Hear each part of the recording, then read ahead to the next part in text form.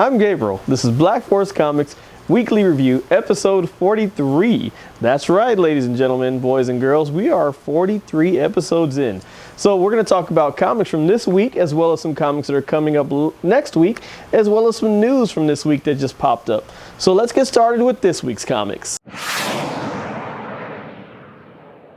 We're going to go in a little bit different order this week because we're going to review 4 comics.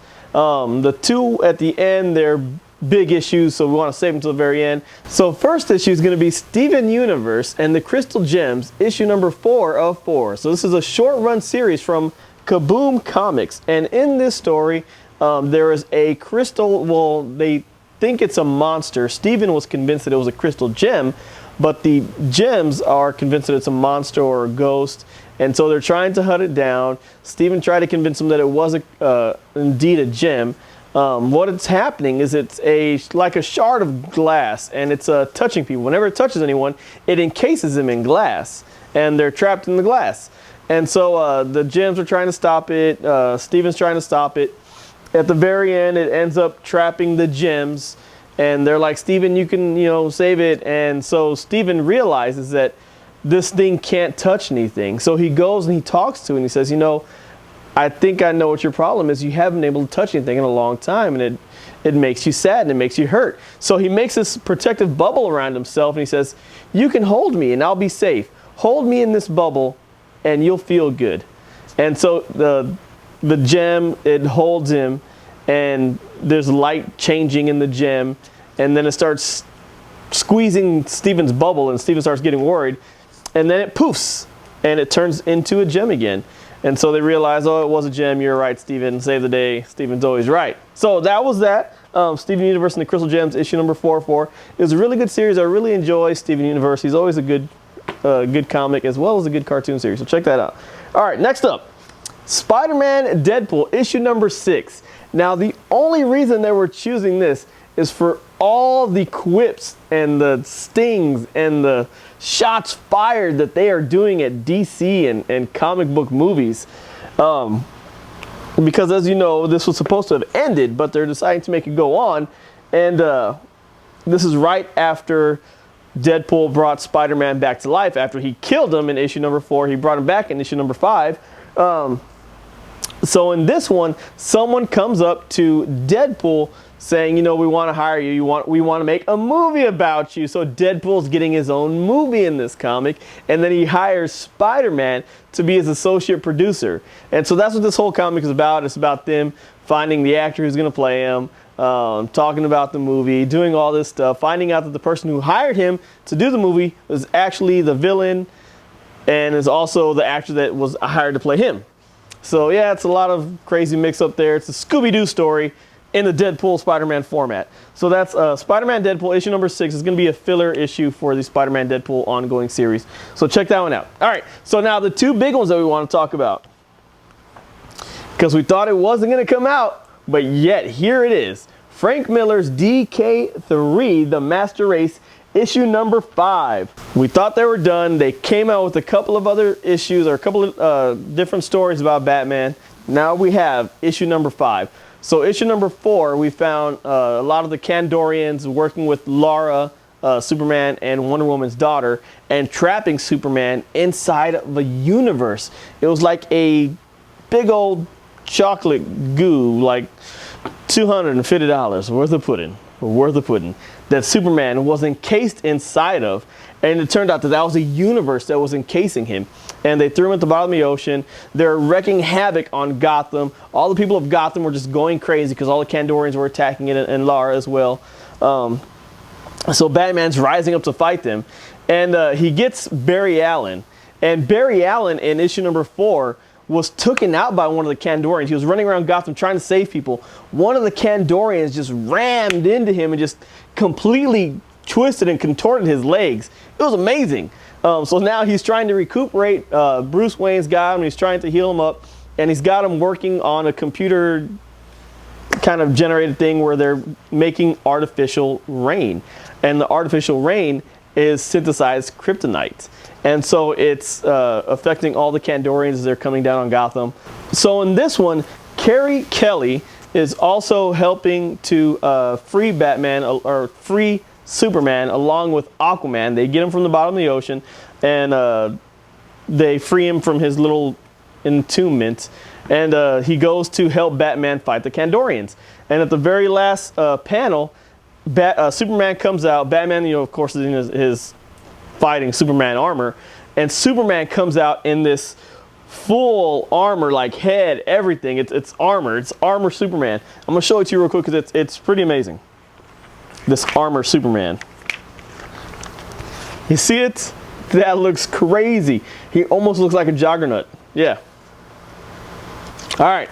So that's that. DK3, The Master Race, book number 5. All right, last one. Steve Rogers, Captain America, issue number 2. So this is coming off the cusp of him being a Hell Hydra agent. Now, if you have been keeping up with the Pleasant Hill storyline, you found out that Kobach is one of the Infinity Stones, one of the Infinity Gems. So this Infinity Stone has become sentient, has become a little girl, and she has been working with Red Skull from the very beginning. And so it's not brainwashed. She's not brainwashing Captain America. She literally changed his timeline and his story and his life to make him a Hydra agent from the very beginning, because she is convinced that if everyone just followed Red Skull, that the world would be a better place. So it's just misguided, ignorance that she believes that, if everyone can follow Red Skull, it'll all be grand. The trains will run on time, airplanes on time, everything will be on time. That's kind of her thought, because she is a young child, I guess. But yeah, so that's what happened. So Steve Rogers is a Hydra agent, but not through, brainwashing, not through manipulation. Well, I guess it is a form of manipulation. But as far as he knows, as far as we all know, she changed his storyline from the very beginning. So what that means is that there's always a chance for them to change it back somehow. She's now working with the Thunderbolts, so hopefully the Thunderbolts will convince her to change Captain America back. All right, so that's kind of where that is. Please stop sending Nick Spencer death threats, okay? He was just making a good story. Read it, enjoy it. All right, so 2 quick honorable entries we want to talk about before we get into next week's comics. The Spectrum, written by Alan Tudyk and PJ Harashama. So this is coming after the Con Man series on YouTube that starred Nathan Fillion and Alan Tudyk. So this is kind of their sci-fi story that they were living out in Con Man. So if you're not familiar with that, Google it, YouTube it, check it out. It's pretty awesome. And then Spectrum came out, so check that one out. Also, second one, The Ravening. It's a Texas writer comic from Boundless Comics. All right, so this is the people that had Lady Death previously to Brian Palutha taking back the rights to it. Boundless Comics had it, so now they're trying to, I guess, kick things up since they no longer have the rights to Lady Death with this story. Totally not safe for kids, but if you like vampires, vampire lore, the way they have families and organizations, that's a good book. So check that one out, The Ravening, issue number 1. All right, so let's talk about next week's comics.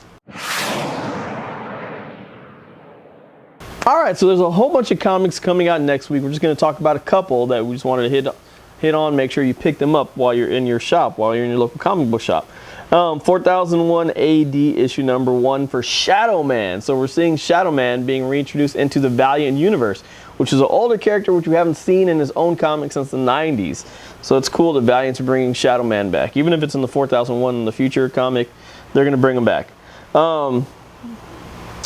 Aquaman issue number 2 is coming out, and Aquaman, in my humble opinion, was probably one of the few Rebirth stories that actually had continuity to it from the pre-Rebirth stuff. So I actually enjoyed the Aquaman Rebirth story. Batman number 2 is also coming out. Notice I say no more on that. Also, Civil War 2 Kingpin issue number 1. This is going to be another 4-part short story that's going to tie in directly to the Civil War story, and it's based upon Kingpin. Kingpin, as you know, in the Civil War storyline, there's this inhuman character named Ulysses who can see the future, or not necessarily see the future, but kind of analyze and predict all the different outcomes and take the most logical one, and that's how he perceives as the future. Kingpin is immune to any perception that Ulysses can do. So Kingpin is essentially running the market on crime everywhere because he can't be seen.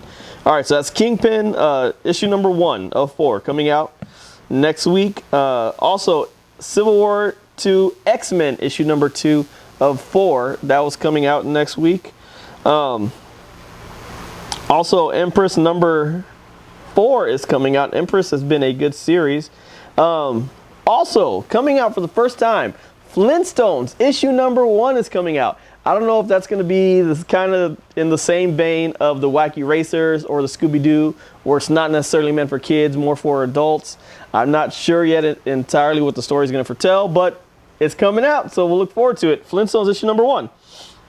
Also, Green Arrow issue number 2 is coming out. Green Lantern issue number 2. Paper Girls issue number 7 is coming out. And issue number 6, we saw them into the future, meeting their future self and their future self taking care of them. And so now we're going to see what they're going to do, looking for their friend that they lost in issue number 7. Han Solo issue number 2 is coming out. Poe Dameron issue number 4 is coming out. Superman Coming of the Superman issue number 6, and this is going to be the conclusion to the 6-part series Coming of the Superman. Also, Vote Loki issue number 2, which has been very hit or miss. You either hate it or you like it. Has been no in-between ground, I've found, for Vote Loki. And then last, Walking Dead issue number 156 is coming out. So those are some of the main ones we want to hit on for you to keep an eye out for on next week. So let's talk about the news. All right, so just a couple of things we want to hit on in the news, more so because some of you have asked for it. Brooklyn Nine-Nine has had their Series 4 confirmed, and Adam Sandberg's not going to be in it. Apparently, it's going to be a year time frame between Season 4 and Season 3, because if you've seen Season 3 at the very end, it's a year that's disappeared because some things happened. I don't want to spoil it too much in case you haven't seen it yet. Go back and watch Brooklyn Nine-Nine. It's only 3 seasons. You can, Netflix it in a weekend. Just don't make it this weekend because it's a 4th of July weekend. Speaking of which, here in Seguin, we have the largest small town parade, which we are going to be a part of. So if you're not doing anything on July 4th, that Monday, come out at 10 o'clock. The parade starts at 10 o'clock. You want to be there by 5 o'clock in the morning to secure your seat because it gets crazy packed. It's a small town. 1 street, 1.5 miles worth of parade. It gets pretty packed on that street. So get your seating early. Parade starts at about 10 o'clock. They say 10 o'clock. Usually starts about 10:30, 10:40. But we're going to be in it, so come check it out. Come check us out. Also, we're going to have our triannual Artist Expo July 23rd, and it's going to be in-house. So we're going to have limited artists here. And we've kind of sold already a few of the spots. Only a few spots are left. If you're an artist and you're interested in participating, contact us and let us know. Also, one of the guys from Harry Potter is going to be in the Flash series. Just confirmed it. Malfoy. Yeah, Malfoy is going to be in the Flash series. I think that's going to conclude all our news for this week. Let us know what you're reading, and we'll talk to you next week.